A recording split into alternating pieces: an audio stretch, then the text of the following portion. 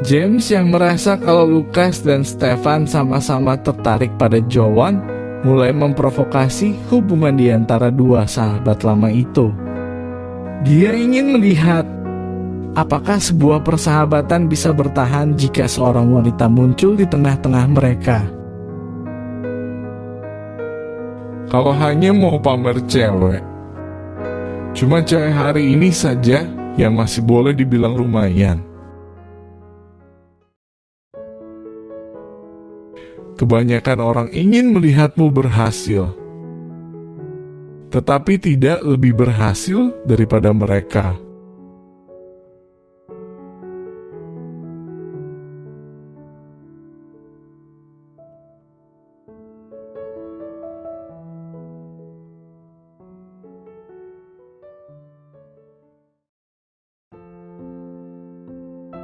Joan menundukkan kepala, berpura-pura tidak mendengar permintaan gatal dari James. Dengan sengit dia berpikir dalam hati, apa dia benar-benar bodoh atau pura-pura bodoh? Meminta izin dari Ahmad dan Myrna. Kalau bisa semudah itu, buat apa aku menghubungi cowok centil ini? Sebagai salah satu pemegang saham terbesar, dia nggak punya wewenang untuk bisa masuk ke pabrik. Apa nggak punya rasa curiga sedikit pun? Terus terang Joan tidak percaya kalau James tidak mencurigai apa-apa. Alasannya untuk tidak mau mengunjungi pabrik atau mencampuri urusan perusahaan. Sebenarnya sudah mengatakan dengan jelas kalau dia mengetahui sesuatu. Dasar musang licik berhidung belang.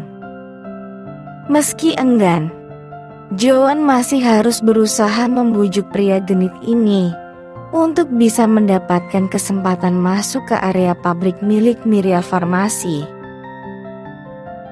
Joan menduga obat-obat terlarang yang saat ini sedang marak dijual di klub-klub malam kota J dan kota-kota besar lainnya berasal dari sana. Ini adalah sebuah kasus besar yang sangat berbahaya.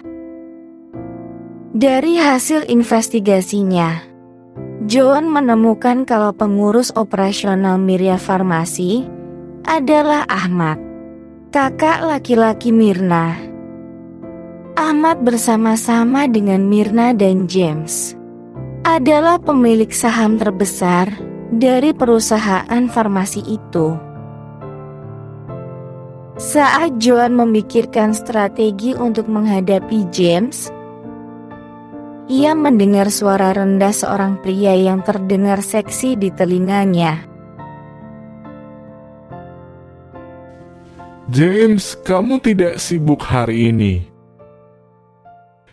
Kita dengar kamu sudah dari tadi pagi di sini.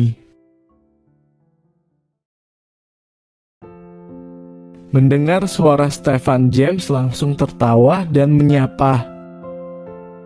Stefan, Lucas. Sudah lama sekali aku tidak melihat kalian berdua datang kemari. James langsung menepuk pelan punggung Stefan dan Lucas yang saat itu sudah berdiri di dekatnya.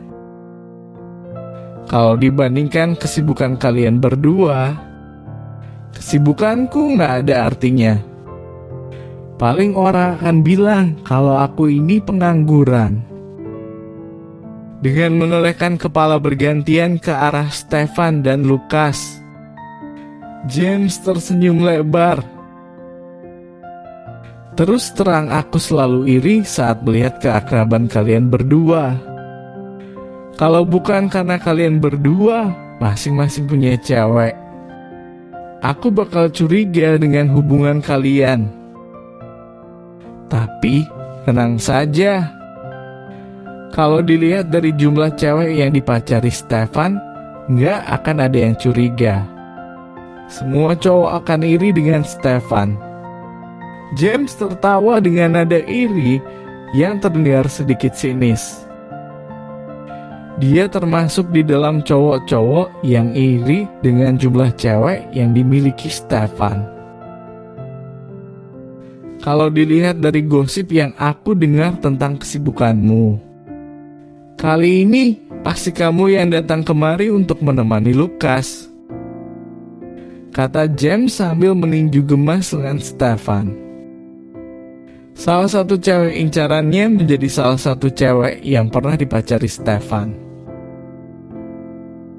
Kamu memang sohib yang baik.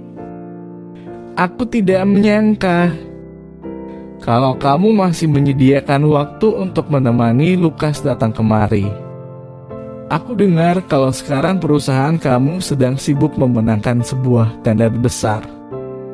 Semoga sukses ya.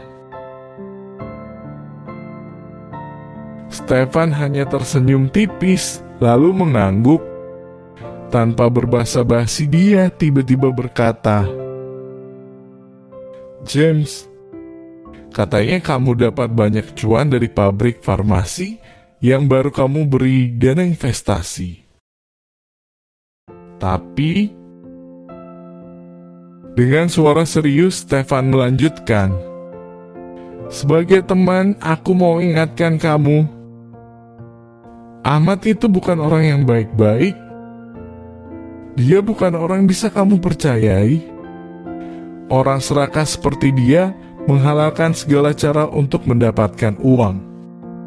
Hati-hati jangan sampai terseret masalah dari dia." Di kalangan mereka, sudah bukan rahasia lagi kalau Stefan memiliki hubungan buruk dengan Myrna, ibu tirinya. Sebagai kakak laki-laki Myrna, Ahmad tentu saja masuk dalam daftar buku hitam orang-orang yang tidak disukai oleh Stefan. James tidak terlalu memikirkan peringatan Stefan itu.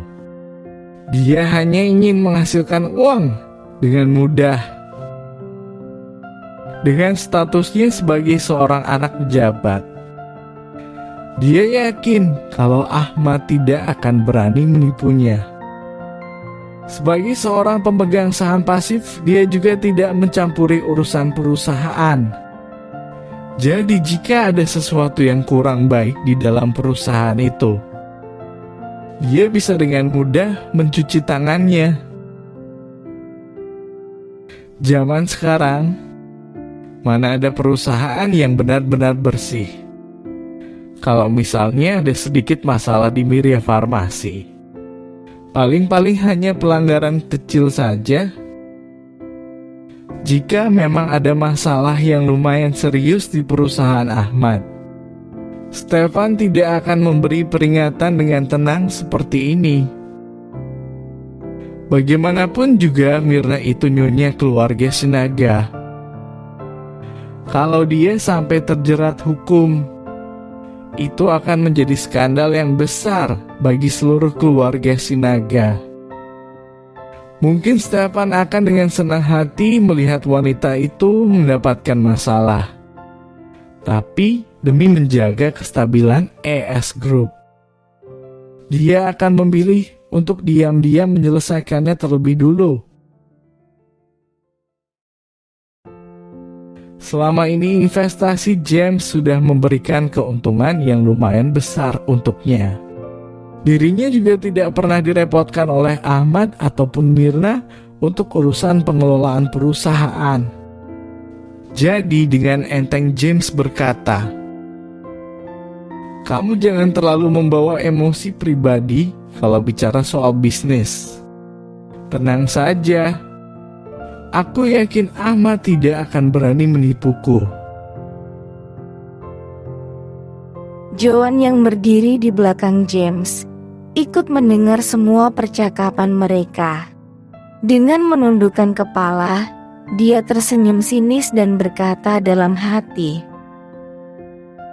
"Sepertinya cowok genit ini belum menyadari kalau Ahmad selalu menggunakan namanya untuk memperlancar semua urusan perusahaan. Saat kasus Miria Farmasi terungkap, dia tidak akan bisa mencuci tangannya. Nama baik keluarganya juga pasti akan ikut tercemar. Stefan menghela napas panjang mendengar jawaban enteng James. Lalu dia mengalihkan pandangan mata dinginnya ke arah Joan yang saat itu berdiri di belakang James. Dengan sikap yang meremehkan, seakan Joan hanyalah sebuah benda. Stefan menoleh pada James dan berkata dengan maksud menghina, "Tumben bisa dapat yang beginian. Biasanya kamu selalu bawa sampai yang bikin sakit mata kemari."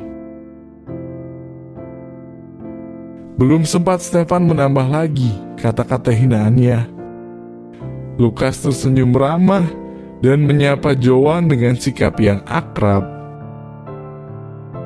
"Joan, tidak kusangka akan bisa bertemu dengan kamu di sini. Selain jago masak, ternyata kamu juga serba bisa seperti ini." Sinar mata kagum bisa terlihat di mata Lukas saat dia mengatakan pujiannya. James yang mendengar sapaan akrab ini merasa sedikit terkejut. Awalnya ia ingin memanfaatkan kesempatan untuk mendekati Joan. Tentu saja bukan secara serius, karena menurutnya seorang wartawan tidak layak dijadikan menantu keluarganya. Tapi James dapat merasakan kalau Lukas dan juga Stefan tampaknya sama-sama tertarik dengan Joan. Meski terlihat dingin, mata Stefan yang menatap wajah cantik Joan dengan tajam tetap tidak bisa menyembunyikan rasa penasaran yang ada di dalam hatinya. James dapat melihat semua itu dengan jelas. Seorang rival adalah orang yang paling bisa mengerti sifat dan pikiran orang yang dianggap sebagai musuhnya. Bahkan mungkin sebelum orang itu bisa mengerti pikirannya sendiri. Di depan banyak orang, James selalu mengatakan kalau Stefan adalah seorang temannya. Tapi dalam hati, James yang selalu membanding-bandingkan dirinya dengan Stefan merasa kalau Stefan adalah seorang saingan untuknya. Kesuksesan Stefan dalam pekerjaannya dan juga wanita-wanita cantik yang selalu mengelilinginya membuat James merasa iri. Belum lagi mulut tajam Stefan yang sering membuatnya merasa rendah diri. Bagi Stefan, James mungkin hanya bisa disebut sebagai seorang teman biasa yang kadang dipandangnya dengan sebelah mata. Hal yang sering membuat James merasa kesal dengan semua perasaan kompleksnya terhadap Stefan. Sebuah pikiran busuk muncul di benak James. Sepertinya Stefan dan Lukas sama-sama tertarik dengan cewek ini. Jadi sebaiknya aku tidak ikut berebut dengan mereka berdua, tanpa ada musuh ketiga. Hanya akan ada cewek ini di antara mereka berdua. Saat itu aku ingin melihat apakah persahabatan mereka masih bisa dipertahankan.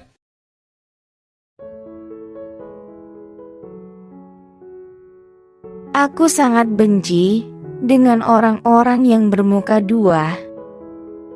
Akan mempersulit untuk memilih muka mana yang akan ditampar lebih dulu.